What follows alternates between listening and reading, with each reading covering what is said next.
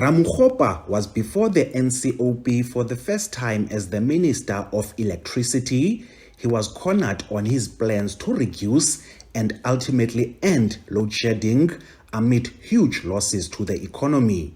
The minister admits load shedding will result in job cuts. The South African Reserve Bank projects that just one stage of unmet demand translates into 300 billion rand lost on the South African economy and a contraction of about 5% in GDP.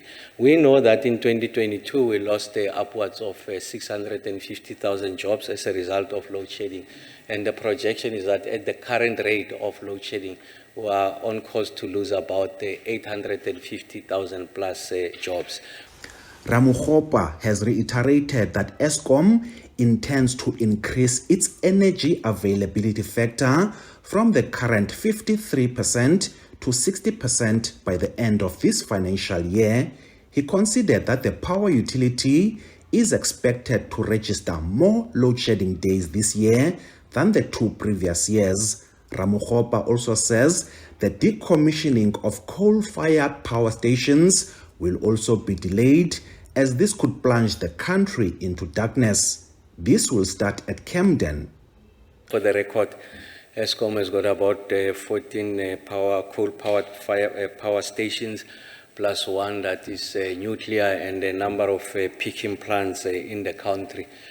Coal contributes about 80% of generation, so it's indispensable to the resolution of the energy crisis in the country.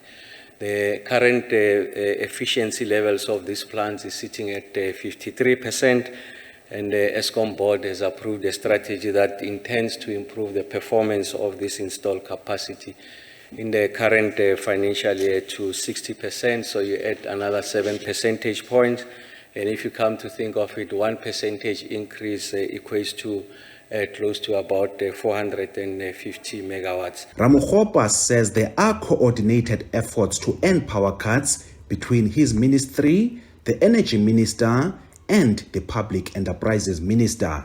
He says President Cyril Ramaphosa will soon clarify their duties so that they don't overlap.